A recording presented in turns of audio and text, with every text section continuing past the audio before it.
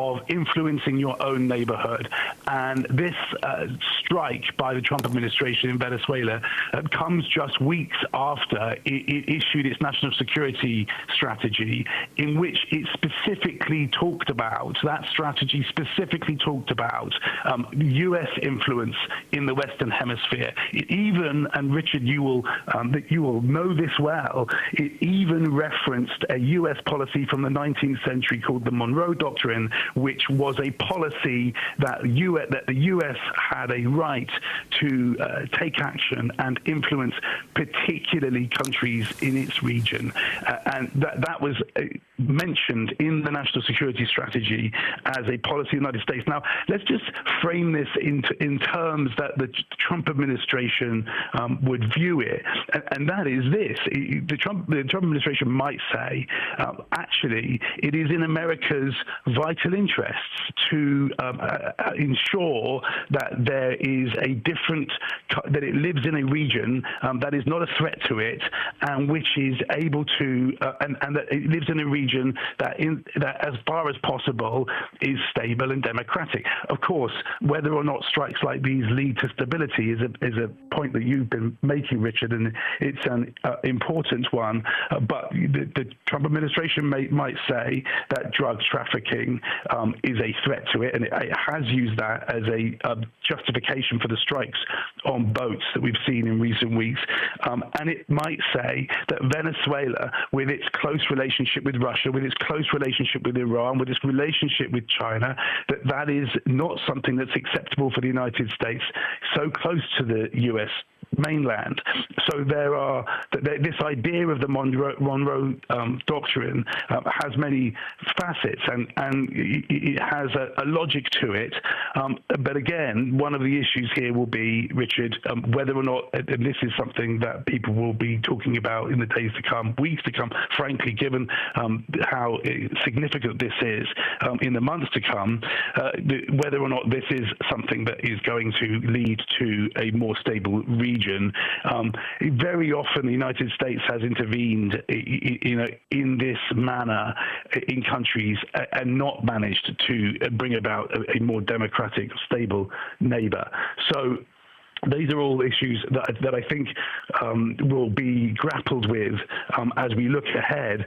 And again, we simply don't know at this stage what the next coming days are going to be like in Venezuela and what is going to emerge from all of this. Richard Keir, we appreciate both of you. I want you gentlemen to stay with us for a second. Just want to update you with some other information we've been receiving as we've been having these conversations right now. The president posting his statement a short time ago that Maduro has been captured, that he and his wife have been flown out of the country. We are hearing from a Deputy Secretary of State. We do know that the Secretary of State himself, Marco Rubio, was with the president yesterday at his Mar-a-Lago property, Marco Rubio there. But this is from Christopher Landau, one of his deputies, who said a new dawn for Venezuela, referring to Maduro. He said the tyrant is gone. He will now finally face justice for his crimes. We are out to the Justice Department for any better indications. As the president said, the operation was done in conjunction with U.S. law enforcement. For any better details about where Maduro is being taken, whether he will face charges here in the United States, and in effect what that would look like. We should note that in March of 2020, in the waning months of President Trump's first term, the U.S. did, among other things, say that it was imposing filing charges against Nicolas Maduro. In effect, in absentia at the time, the Justice Department at the time saying that Maduro and other high-ranking Venezuelan officials were being charged with narco-terrorism, corruption, drug trafficking, and other criminal charges. Another administration the Biden administration had come to power here in the United States in the time between that. And so the question is what, in effect, it would look like, whether we would see Nicolas Maduro in a court of law in some form in the United States. But Richard and Keir and Gabe Gutierrez, our senior White House correspondent, who are all with us right now, I want to focus on what's been happening in the last few hours while folks have been waking up across the U.S. As again, we see on a loop now, this video of fiery explosions throughout the capital city of Caracas there. We wait to get better details on exactly what the targets were. We have spoken about helicopters flying, hovering and flying just above the buildings, above the ground there. Clearly, they would have been necessary for any operation of this kind to sweep up to capture Nicolas Maduro. We are waiting for better understanding if this was a negotiated handover, in effect, if Maduro had spoken in some form of private negotiation with the U.S., promising to give himself up, or if he was seized, the president says captured, which would indicate it was against his will. But this is a very dramatic situation to take place. Before, we said it was a dramatic escalation of an effort by the U.S. to crack down on Nicolas Maduro. That escalation has now reached its conclusion, which is the departure of Nicolas Maduro. Gabe, talk to us, if you can, our senior White House correspondent, Gabe Gutierrez, about how we have been building to this moment under President Trump, who, you know, a matter of months ago in October said, among other things, to use his language, he used an expletive, don't F with the United States, was the warning he gave to Nicolas Maduro, more recently saying that his days could be numbered. Yeah, that's right, Peter. Very strong words from President Trump throughout his entire second administration. And as you alluded to, throughout his first administration, it was in January of 2019 that the U.S. formally recognized Juan Guaido as the opposition leader. That opposition fizzled during his first administration. You mentioned the charges that the DOJ brought against Maduro and several top aides back in 2020. But really, during this administration and under Secretary of State Marco Rubio, who also happens to be the National Security Advisor, the Trump administration has really zeroed in on Nicolas Maduro and Venezuela. Now, there had been early on in this administration some negotiations with the Maduro government. Rick Grenell, an envoy to Venezuela, there was even some cooperation with Venezuela accepting some migrant flights and even having an exchange, releasing some prisoners to the U.S. That was months ago. That seems like an eternity away, because really over the last 6 months especially, the Secretary of State and top Trump administration officials, including Stephen Miller, who you mentioned, by the way, Peter, Stephen Miller at Mar-a-Lago last night, Secretary Correct. of State Marco Rubio at Mar-a-Lago last night. They really have been ramping up the pressure over the last few months. We have been speaking ad nauseum about the increased military presence in the Caribbean. So many questions about what that was building towards, and it now seems to be that all along, or at least very recently, things have escalated so much that they were able to make the decision to go in and, in the president's words, capture Nicolas Maduro. We're expecting to hear more from the president later on this morning, 11 o'clock. He says he will speak to the press and perhaps answer some of these questions, chief among them, where will Nicolas Maduro be taken? What becomes of that $50 million reward for information leading to his arrest that the FBI had increased just several months ago? But you're right, Peter. President Trump had been saying that Nicolas Maduro's days were numbered. His administration had given conflicting messages on the purpose of those airstrikes on those alleged drug boats. Was it to combat drugs coming into the U.S.? Was it to rattle Nicolas Maduro and try to force him from power? Chief of Staff Susie Wiles in a recent interview said it was to make Maduro cry uncle. Well, not sure if he cried uncle or whether this was some negotiated exit, but according to the president, the end result of this is Nicolas Maduro is out of Venezuela. Staggering headline, historic news for that country. And now we will see how this plays out. Already, the statements of condemnation from neighboring countries. Colombia's president outraged by this.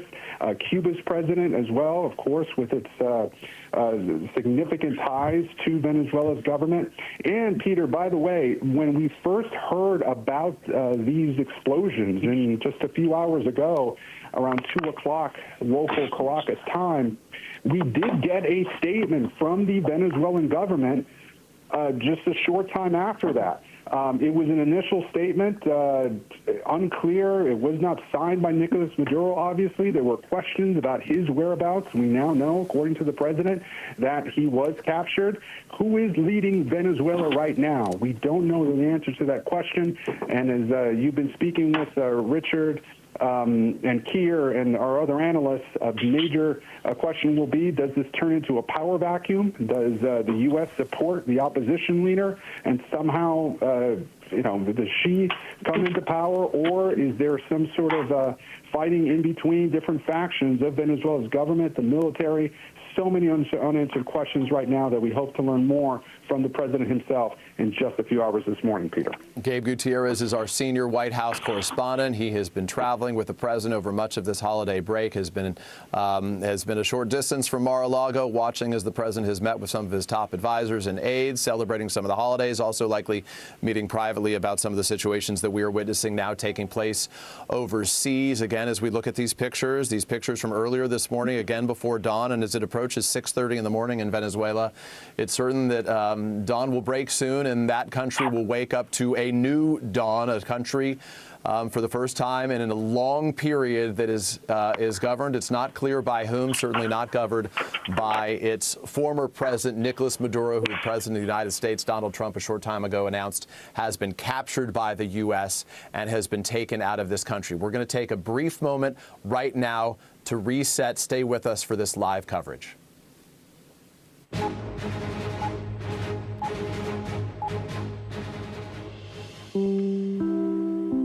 This is an NBC News special report. Good day to you. I'm Peter Alexander here in New York with a dramatic developing situation taking place on the ground in Caracas, Venezuela. We have been watching the situation develop over the course of the last several hours, bringing you live coverage after a large scale strike on the ground there with fiery explosions seen throughout the city. And then from the president, we heard only a short time ago, President Trump on Truth Social posting the following in a stunning and dramatic development, saying the United States of America has successfully carried out a large-scale strike against Venezuela and its leader, President Nicolas Maduro, who President Trump says has been, along with his wife, captured. He says he has been captured and flown out of the country. This operation was done, the president says, in conjunction with U.S. law enforcement. He says details to follow, announcing a news conference to take place at 11 o'clock this morning, roughly 5.5 hours from now at his Mar-a-Lago estate. Right now, you are looking at a live picture. Well, there is the president's post on social media.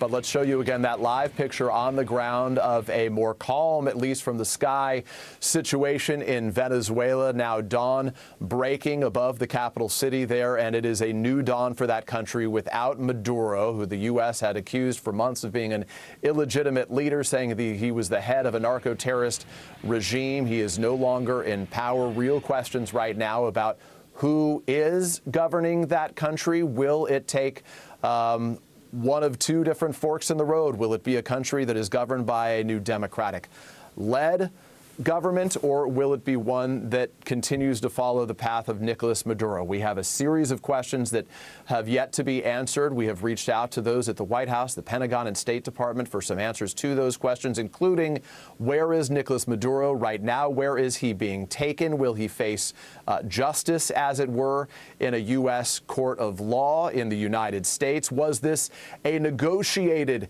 exit? We do not know about that just yet as well. Maduro, only a matter of days ago, had told a Spanish journalist that he was open to conversations with the United States. The president himself has said publicly that the focus has been on ending the illegal flow of drugs from Venezuela into the U.S. The president says it's fentanyl. Experts in that region say most often Venezuela is responsible for the flow of cocaine, notably to Europe, but some of it gets to the United States, of course, as well. We are also trying to get new details about the operation that has taken place on the ground. But as we look at some of the video from earlier in the distance, you can see some of the glowing lights, the fiery explosions that had taken place We know that there were low-flying helicopters reported by eyewitnesses on the ground as well that likely would have been needed to be a part of any operation of this kind. Not a kill operation like the one involving Osama bin Laden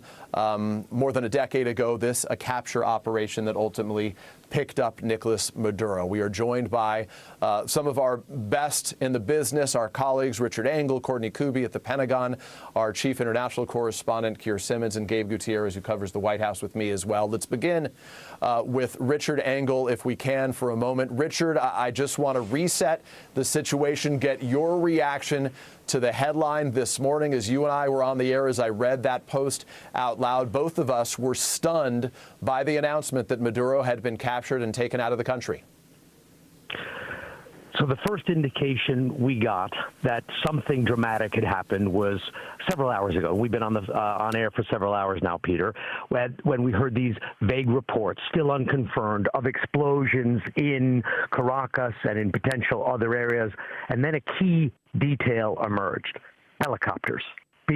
Witnesses described helicopters on the ground, hovering, sounds of aircraft, explosions in multiple locations. As soon as you start hearing helicopters hovering, you get an indication that this is an extraction operation. You obviously can't land fixed-winged aircraft in the middle of a city. But who was the target? What happened? Who was carrying it out? And then a short while we were discussing all of these scenarios, President Trump himself, and by no accident, President Trump himself, the Pentagon has been silent. So up until now, this is something of a pattern where major announcements are made by President Trump personally on Truth Social. President Trump announced that it was Nicolas Maduro and his wife who had been captured, and that they will face justice. And thank you for your attention to this matter. Richard, the question that everyone is asking right now is, did the United States, did President Trump just carry out a successful regime change? Because regime change has just happened. And will this open the door to a democratic opposition, better economic relations, a weakening of an alliance backed by Cuban intelligence all across the region, a new Latin America where the U.S. has a much stronger hand? Or did tonight President Trump just send Venezuela into uncertain territory for sure, but civil war and a power struggle that the United States will have to either watch from afar or be drawn in to try and contain?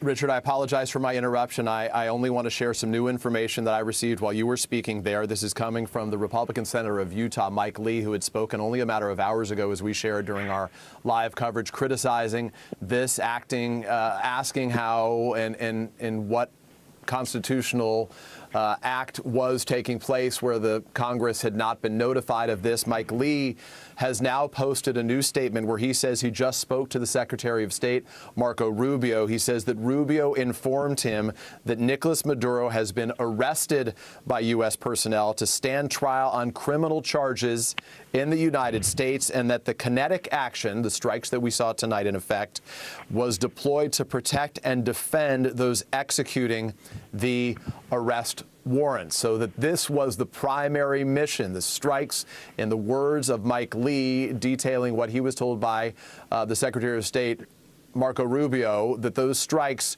were basically to help protect those who were executing this arrest warrant. This action, Lee adds, likely falls within the president's inherent authority under Article 2 of the Constitution to protect U.S. personnel from an actual or imminent attack. Now, the lawmakers will, of course, fight over the circumstances behind this, how this is being conducted. But let's focus again on what we know is happening right now with our senior national security correspondent, Courtney Kuby, who is up early as we begin this new year together. Courtney, again, the major headline there, the capture of Nicolas Maduro and the successful carrying out of this large-scale strike against Venezuela. What are your sources telling you?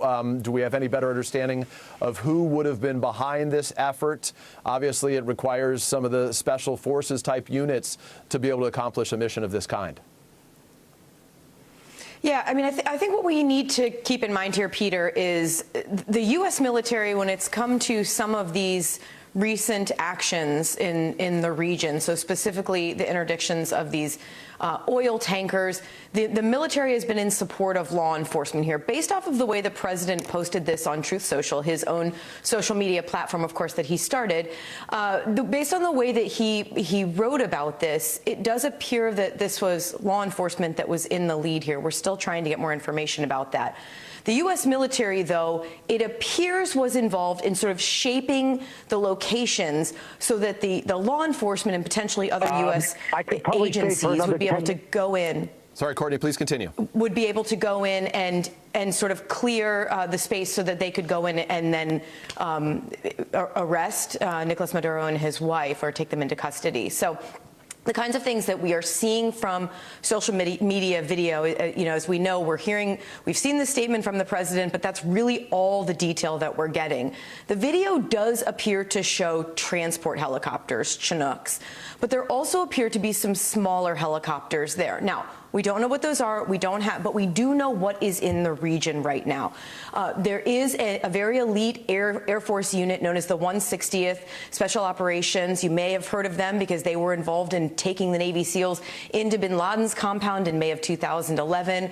They have assets there, including little birds, so these tiny little helicopters that move very fast, fly low to the ground. So we know that those sorts of assets are in the area that could have been used here. But I also found it very interesting that President Trump didn't specifically refer to the strikes that occurred as sort of the shaping operations in advance of the U.S. personnel going in on the ground there. He didn't necessarily refer to those as airstrikes. And remember some other assets the U.S. has built up. Remember, over the last couple of months, the military has flooded that region with a ton of air power and power at sea. Power at sea is the key here. They have a number of different ships who have the ability to launch Tomahawks, TLAMs. Those are very precise missiles. We have seen the U.S. military launch them in recent years in many different cases, so many cases, Libya, Syria, other times, where they need to hit a specific target and they need what's known as standoff capability. So essentially they want to be free or safe from any kind of air defenses or other systems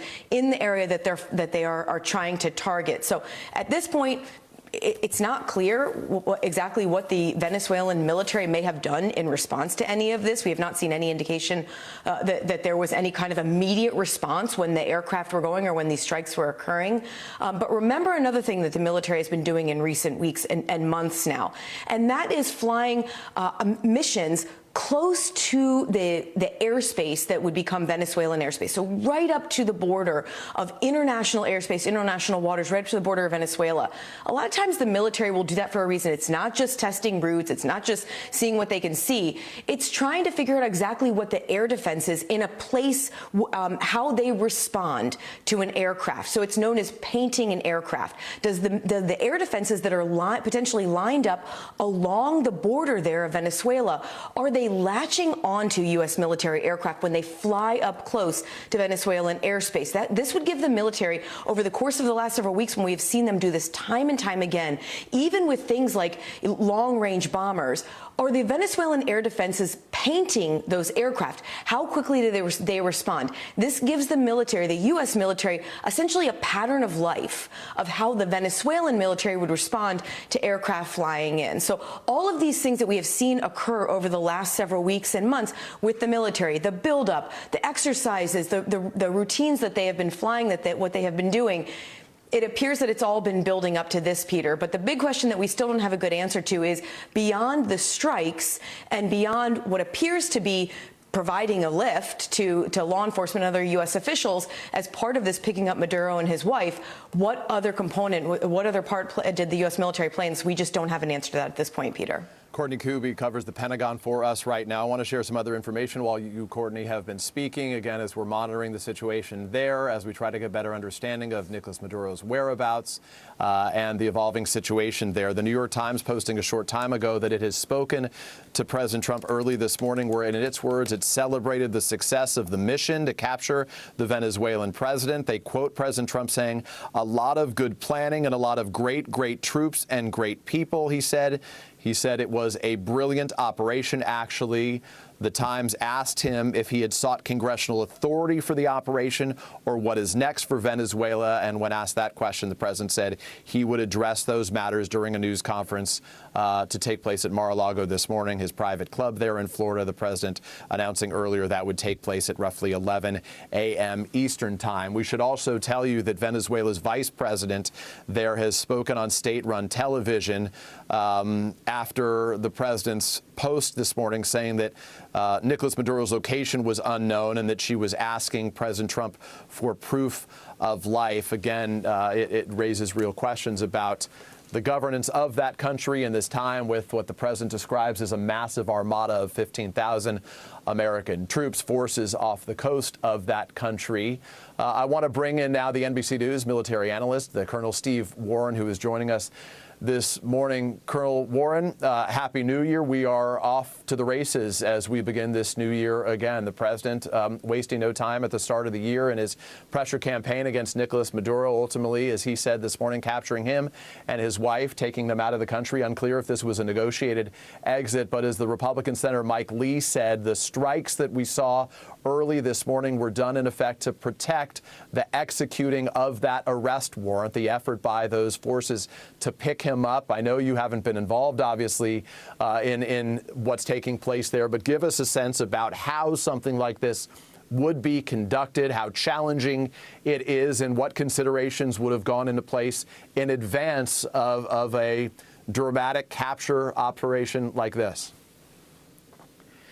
Peter, often our more elite, what we call the Tier 1, so this is our most elite special forces, often our Tier 1 special forces will operate in conjunction with many other agencies throughout the government, whether it's the CIA, as we may likely have seen in that initial potential ground strike, that first ground strike we saw several days ago, or often law enforcement agencies. It is not uncommon for the Tier 1 special operators to work with law enforcement agencies. Particularly, we did this, I think, fairly regularly during the Iraq-Afghanistan conflict. So our special forces operations and our more elite law enforcement operators are familiar with working with each other. Now, as far as how an operation like this comes together, it's an extraordinary and complicated thing to do, and real praise to our soldiers and sailors and law enforcement officials who were able to pull this off. So far, we haven't received any reports of U.S. casualties, which is an extraordinary thing, and we're really proud of our men and women who executed it. But it takes there's sort of several layers, and Courtney Kube referenced it a little bit just moments ago. Initially, you have to ensure that you have the ability to get our aircraft into the target area without being shot down. So we have to execute what we call the suppression of enemy air defenses. So that could be some of the early explosions that we saw, as Courtney mentioned. As our correspondent Courtney Kube mentioned, possibly the use of Tomahawks or other remote capabilities to damage or destroy air defense radars and air defense launchers, right? So that's the initial execution. The next thing we like to try and do is isolate. So once we've suppressed air defense, we then try to isolate the target area. In this case, apparently we somehow knew where Nicolas Maduro and his wife were. It's unclear whether that was because we had spoken with them. We don't know how we knew this, but somehow we knew where Maduro may well have been, and we isolated that area. That can be done, again, through remote capabilities, or it could be done with actual troops on the ground to provide what we call security.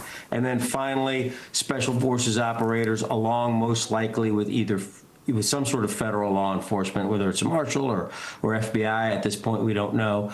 But after suppression of air defense, isolation of the objective area, finally, we move in and arrest the individual that we're looking for. Colonel Warren, I want to get a better understanding, of this. Obviously, it would require some troops to touch the ground to be able to pick up Nicolas Maduro in the first place here. Obviously, 15,000 troops is not enough to secure a country like that. The president has made no indication that ground troops will be going into Venezuela in any meaningful way right now. But what sort of a challenge does this pose for the United States? This ultimately becomes less a military one, but more a diplomatic one to try to allow that country to take the preferred fork in the road, not to return to a sort of authoritarian type regime or leader, but to focus on a more democratic led government right now. Ultimately, these are the early steps that you watch militarily, and then there are other real challenges that begin. Some would say that these steps that we've done up until now, frankly, are the easy steps, right? We have exceptional special operators, exceptional law enforcement operators who understand how to do these types of missions, but they happen at the speed of violence very, very quickly. A lot of planning obviously went into it, but the execution happens very, very quickly. Now comes what in some people's opinions would be the very, very hard part. And we've seen this before. We saw this in Afghanistan beginning in, after 9/11. We saw this in Iraq. When a regime is toppled, when a regime changes suddenly, there's a vacuum. Now there's a little bit of a vacuum. Who's in charge? Who's running the country? We don't know this. Neither does anyone in Venezuela, it would appear, know this. So there are, of course, as in any country, there are opposing forces. There are different forces who want to be in power. Where is the military internally going to fall on this? Where are the other power centers in Venezuela going to fall on this? Where are the other legitimate and somewhat powerful drug cartels who are operating in that country, as we've talked about, as the president has talked about? Those cartels are still functioning. We've struck some of their boats. But that's about it. So these cartels are still there. They're still strong. They're still functioning. The military, we have not, unlike what we did in Afghanistan or what we did in Iraq, we have not, frankly, inflicted any significant damage on the Venezuelan military. So what are they going to do now is certainly a question, I think, on everyone's mind. Colonel Steve Warren is an NBC News military analyst. Colonel Warren, we appreciate your expertise in helping us better understand the situation that's still evolving on the ground there in Caracas, Venezuela. As again, hopefully we can put up another picture to show our viewers the situation there. It's a new day, a new dawn in many ways, and it's one that begins without the longtime president of that country, the authoritarian leader Nicolas Maduro, who's now been captured and taken out of the country alongside his wife, according to the president, by U.S. forces. I want to get to our chief foreign correspondent again, Richard Engel, who's been watching this news developing right now. Richard, among the questions that the president will surely be asked at a news conference to take place about 5 hours from now at Mar-a-Lago is whether he had any conversations with Maduro in recent days. Maduro told a Spanish journalist only a couple of days ago that he was open to, in effect, discussions, conversations, perhaps even negotiations with the United States. We wait for those answers. We wait to learn where Maduro is right now. But it also raises real questions about what happens next in that country and what it does in terms of the president's desire to sort of crack down on that narco-terrorist state with so much of the regime still, as evidenced by the public statements coming out of the country, remaining in effect, whether in power, certainly in its positions, though it's unclear who really is in power there. This is a regime change operation. The government has been decapitated. There clearly was a degree of coordination, unclear with Maduro himself.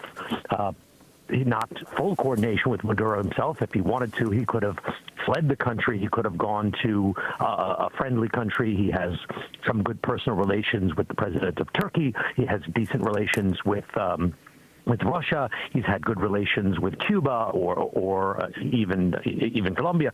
There are places where if he had wanted to go, he could have gone. So this clearly wasn't a surrender. This was a capture. And as we talked about earlier, this helicopter extraction was supported by a military operation, whether it was tomahawks or airstrikes or a combination of both. There was suppressive fire used to protect U.S. personnel during this extraction operation. Now, as you talked earlier about this may be the easy part. Of course, it's not easy. Only a few countries in the world, perhaps only the United States, has this kind of capability. But now, who is going to run the country? Was this President Trump's perhaps greatest military accomplishment? In a bloodless regime change operation against an illegitimate dictator who ran a mafia state? If there's a successful, quick democratic transition and the legitimate opposition, which won the last elections, which were then stolen from them, if they are able to come into power, work out a working relationship with the existing Venezuelan military, then this will be a great success. If, however, the military divides, a new strong man who is potentially anti-United States emerges in power, the country descends into civil war, then this will be perhaps President Trump's greatest failure. He clearly is hoping for the latter, and I know a lot of back-channel negotiations have been involved in this. I've been talking to some of the negotiators who were working with Trump administration officials. And there are many Trump administration officials who have interests here. President Trump's interest, as he's made clear, was always the drugs, to stop the drug trade, and he's interested in Venezuela's oil. He's made that clear. Venezuela has enormous oil reserves. And he was critical when the United States went into Iraq that the United States didn't take the oil. Marco Rubio himself, coming up in Latin American politics, anti-Cuban platform, has an interest in regime change in Venezuela, which he hopes will then weaken an alliance of states that are anti-American in Latin America, including Cuba and Venezuela being the largest. You mentioned Miller, who has an immigration agenda, would want fewer migrants coming out of Venezuela, potentially Venezuela becoming a place where migrants can go. So this is a new day for Latin America. Right. And the U.S. military carried an operation. We're going to hear a lot about it, how successful it was, but this is a new day for the U.S. relations in Latin America, with President Trump asserting dominance and doing a snatch and grab operation. Will this encourage other leaders around the world to do the same with their enemies, and will it make the United States, which in theory defends democracy and human rights, seem hypocritical? You've been listening to Richard Engel, our chief foreign correspondent. Richard, you were talking with me about the oil reserves in Venezuela. Their reserves, number one, the largest in the world, believed to be roughly 300 billion barrels by some assessments, accounting for approaching 20% of the global supply there in Venezuela. You'll remember after the U.S. recently seized one of the sanctioned oil tankers, as the White House described it, the president said that it was his belief that the U.S. would then seize that oil, would keep that oil. That tanker was then routed to the United States, specifically to Texas. Keir Simmons is our chief international correspondent. He's been watching this developing news with us as well. And Keir, quickly to you, I want to share a statement from the Russian Foreign Ministry. Vladimir Putin's the Kremlin now reacting to this, saying that the United States committed, in its words, an act of armed aggression against Venezuela that it said was both deeply concerning and condemnable.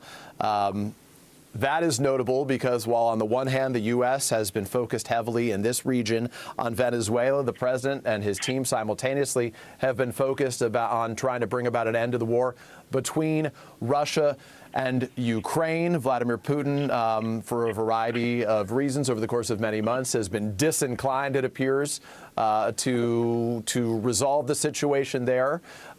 We have heard from Volodymyr Zelensky, who has also been very reluctant to give up land in that country. But this does infuse a new wrinkle into another global hotspot, which is Russia as well. Yeah, I've been reading that statement too, Peter, and I've been reflecting that this is why Richard Engel describes this as such a significant moment, is that what you have overnight is the U.S. striking a Russian partner. Maduro was, a de facto ally of President Putin, and President Trump has just taken him out. So you have that aspect. And on the other hand, you have President Putin now offering his diplomacy, if you like, to try to stabilize the situation. Effectively, you have President Putin saying, okay, we have a problem in your region, Mr. Trump, let me help you to solve that. Sounds familiar, and it is therefore significant because it gives the Russians the ability to kind of say, well, look, you see, this happens everywhere, and we help each other to solve it. So you can see how there are multiple dimensions to this, and the implications and the impact of it, we will only know in the months ahead. But there's another aspect to this too, Peter, and I think it's really fascinating, and people will be talking about this again as we look ahead, is that what you have here is very familiar, which is the U.S. intervening in another country to potentially bring about, you might even say, and the Trump administration isn't saying this clearly, and there's a reason why perhaps they're not quite saying it this way, but maybe even to try and bring about democracy, but certainly intervening.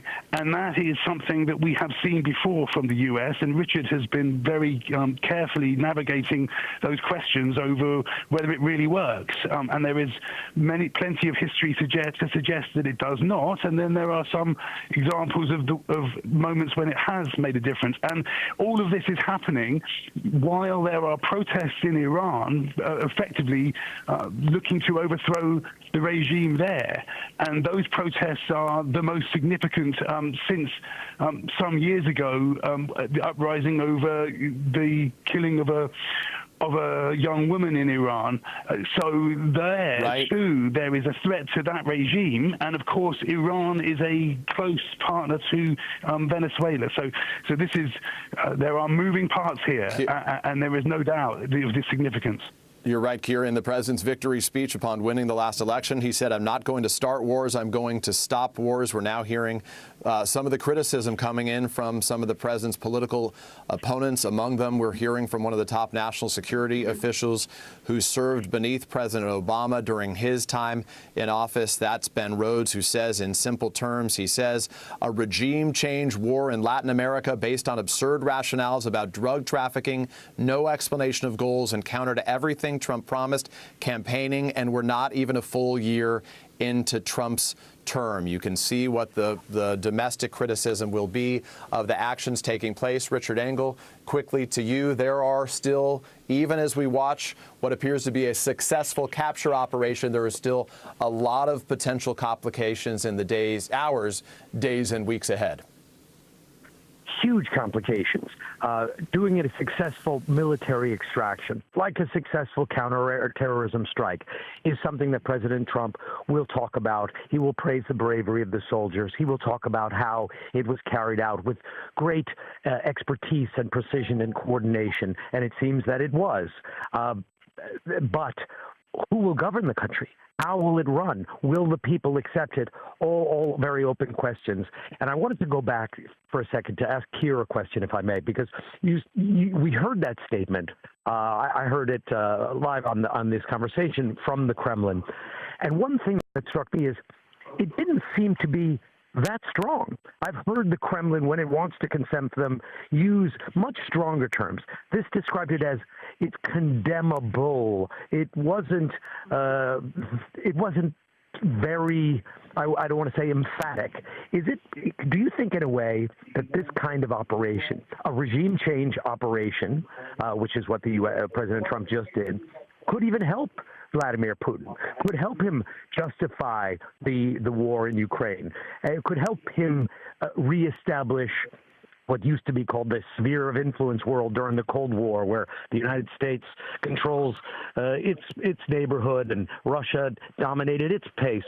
Could this actually help Putin? Is he secretly...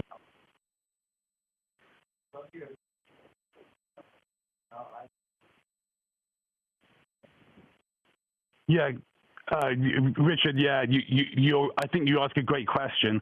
And I think that, again, it's multi-layered.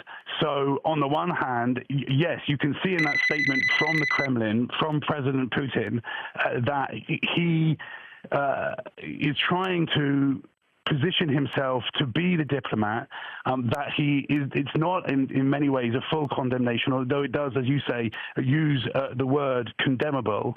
There is that aspect. And on the other hand, Richard, this is in Venezuela, this is a partner of Russia, a close ally, if you like. And you've seen in the years since the full-scale invasion of Ukraine, President Putin lose partners, not least, of course, and you were there to see it, Richard, President Assad of Syria falling. So historians may look back on this and see it as the slow weakening of Russia's power, despite the connection between President Trump and President Putin, the personal connection.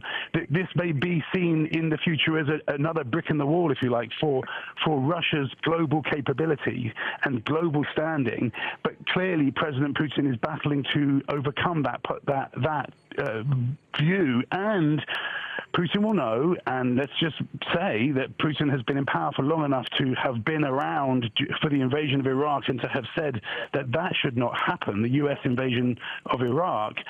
Putin will know that this is now unpredictable.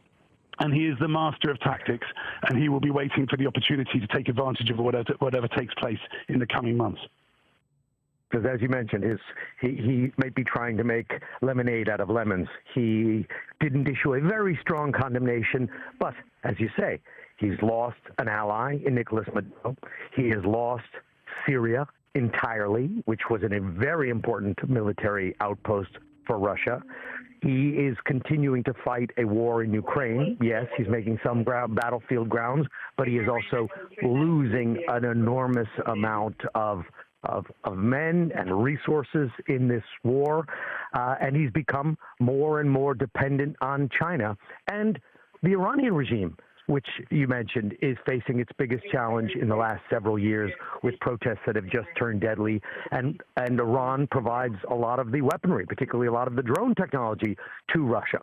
So he is not in as strong a position as he tends to project, and he has now just lost another ally. But it struck me that his condemnation seemed a bit half-hearted, but perhaps that is the best he can deal with at the moment, considering the hand of cards that he's holding. Yeah, I think that's right, Richard. And I think too, and we've discussed this in the hours now that have played out since this strike took place, there's another piece to this too, isn't there? And that is about the idea that powers around the world have the power to intervene in their regions, in what Russia would describe as its near abroad. And I think that we can't have this conversation without just indicating an interest in what might be being thought about in Beijing by President Xi and what his ambitions for his region, frankly, part of the world that in this century it will be the most important part of the world. How will he view actions like this by the United States and what it will mean for him and one other player around the world with ambitions that are not in America's interest, Kim Jong-un of North Korea? How will he be seeing this, and what will he think this means for him? And again, this is multi-layered, because you can imagine that in Pyongyang, in North Korea, they may be saying, let's be careful, because the United States isn't messing around. But alternatively, they may also be saying, well, you're allowed to intervene in places next door to you, because that's what America's doing, Peter.